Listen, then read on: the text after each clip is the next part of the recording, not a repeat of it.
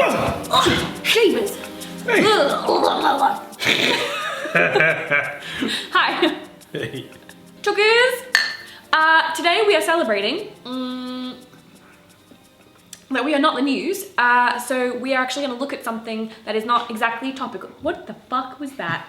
I had a seed in my mouth from my drink of pip. I literally can't take you anywhere. Hi, everybody. We have a very exciting show for you today. It's all about thinking and winning. Do you know what a think tank is? And when I say the word think tank, what are you thinking? What do you imagine?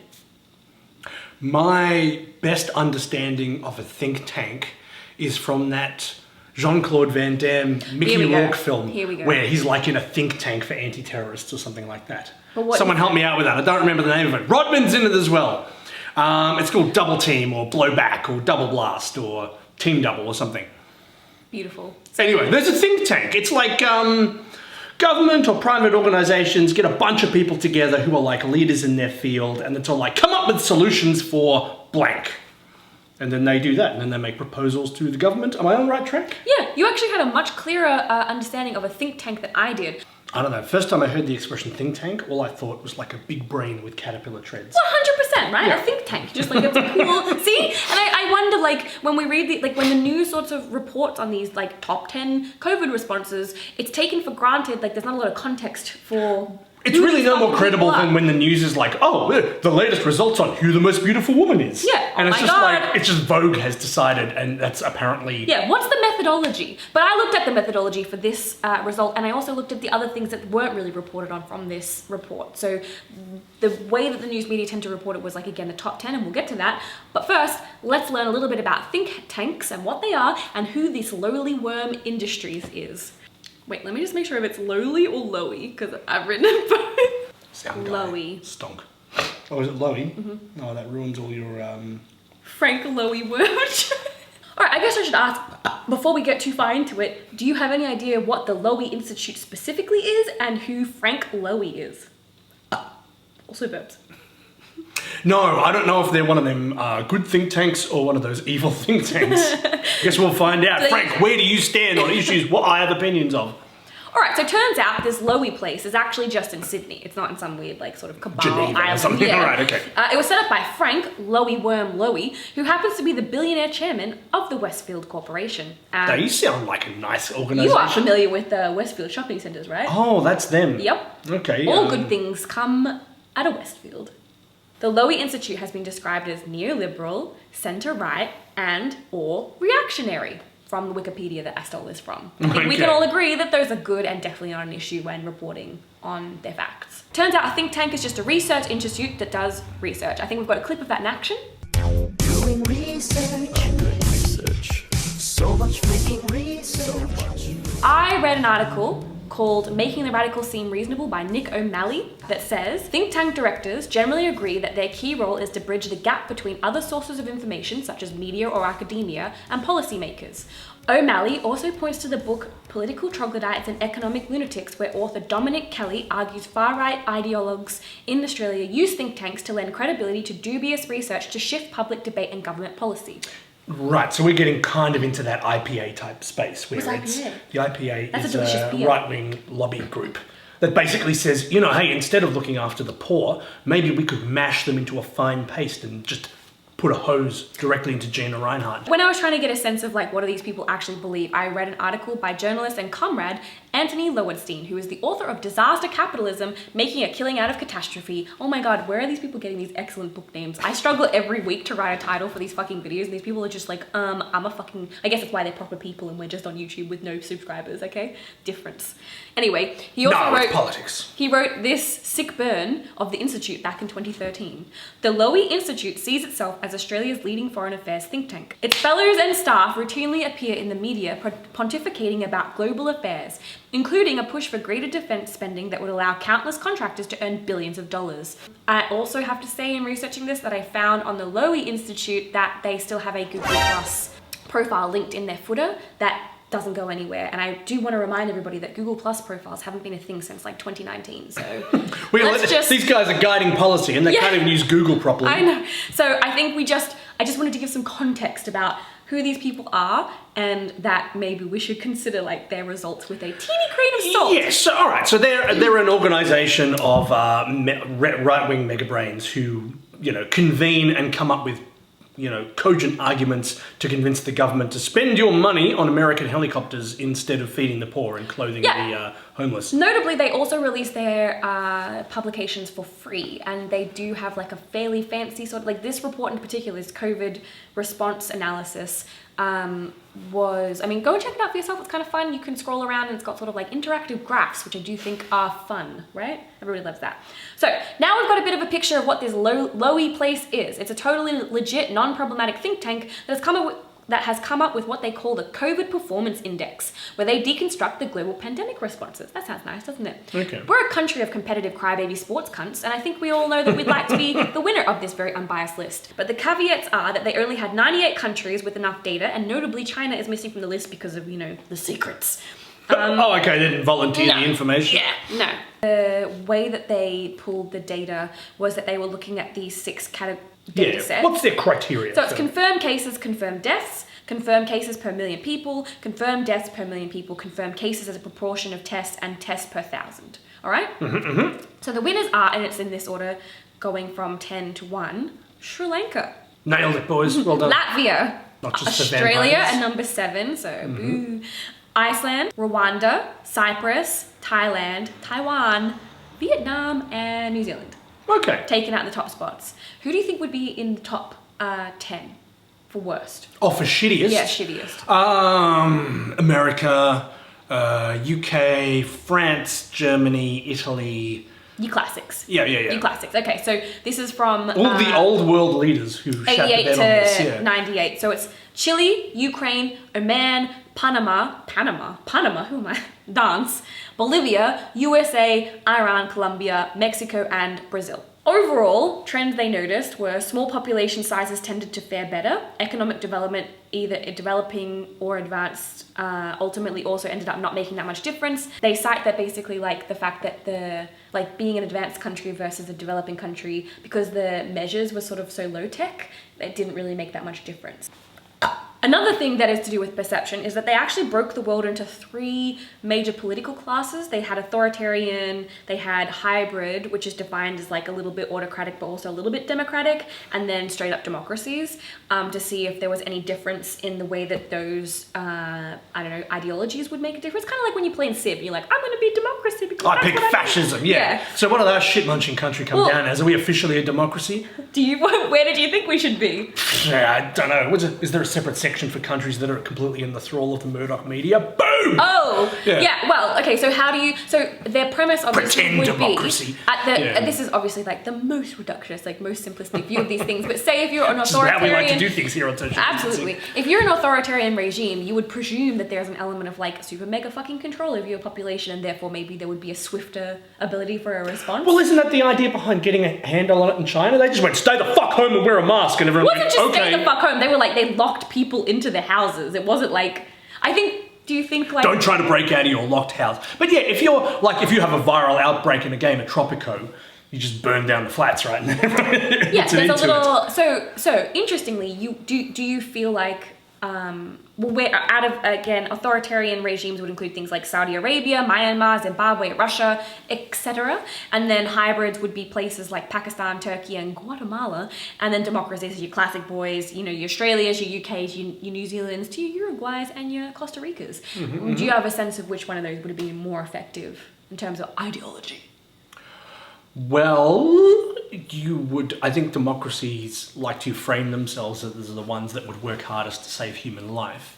But I think that may be a bit of a aspirational conceit rather than a fact. But yeah, I mean, the fact is that, if you're operating even if it's under the lie of everyone having a say and freedom and all that, it gets kind of hard to restrict people's behavior to control this. Yes. Whereas if it's a fucking dictatorship, you can just say, stay the fuck home or you will be shot.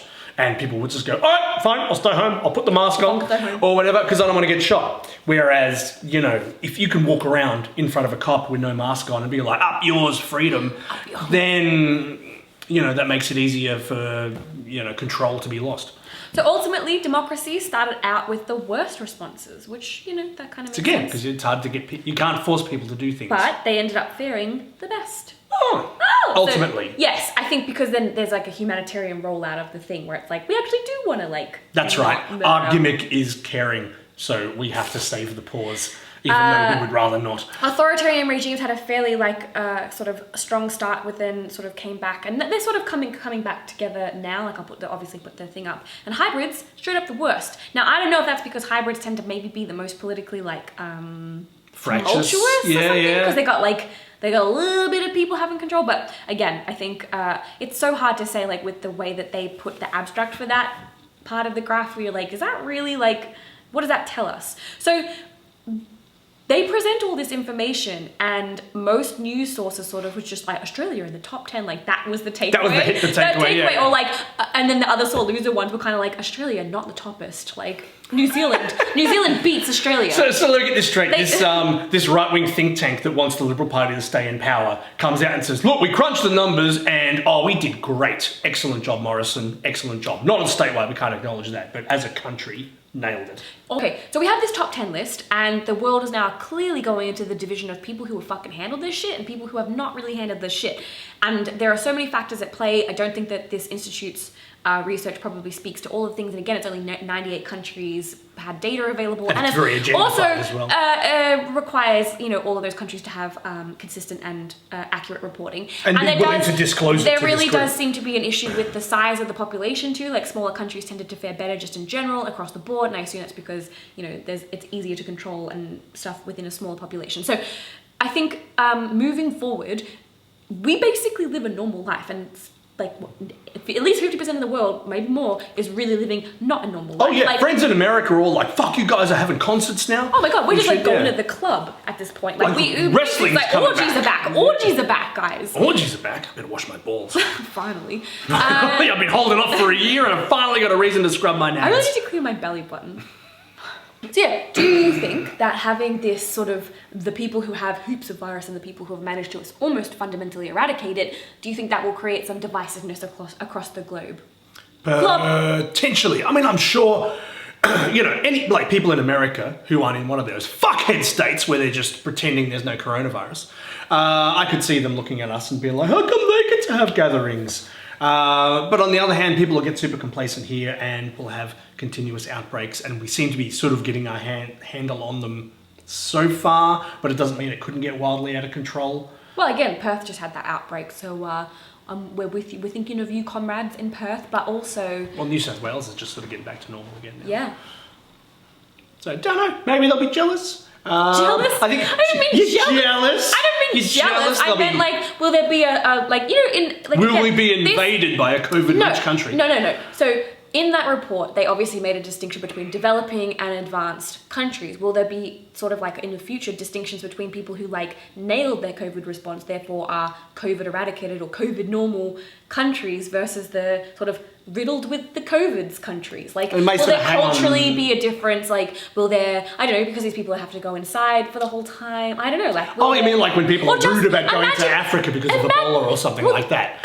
Like, a form of prejudice built around the vaccine doesn't work or enough, or the difference in strains ends up being way more problematic than we think, and there ends up just being like this distinction between the people who have heaps of COVID in their societies, and therefore maybe their views of death change, and maybe their views of like you just live or just get on with it, whereas we who have eradicated it become more like mortified at the loss of life in other countries, whereas they're like, we have 5 kids because you lose 3 to COVID. Well, that's it. I mean, in the old days, didn't people used to have like 45 kids so that at least 20 would make it? Possibly, yeah. And I suppose countries that are much more war-torn than ours probably end up or much more impoverished, or all the other factors that result in a higher mortality rate. I think it's almost inevitable that you start to view death a little differently. Like, you don't stop lamenting the loss of people you care about, but it becomes more normalized. Totally. And whereas when someone tells you, oh, my brother died of blank, you're like, wow, really? It never happens here. It still becomes a... Yeah, possibly. I guess also like the idea of it becoming almost like a form of global marginalization for different countries probably hangs on what the follow-on effects are. Like if a country that is just COVIDed to fuck, suffers riddled with economic COVID. collapse, that could be the grounds for the marginalisation more than the COVID itself. It's that the country is Don't you poor, think they'll their end up being economy a stigma collapsed too? or the Do you think government they'll be like, collapsed. oh, you had a COVID, like, is there going to be a stigma? Oh, this is my nephew. He's come from Los America. Angeles. You're like, ah. Yeah. Yeah, like is that Withdraw handshake. Is that in the future? I hope so.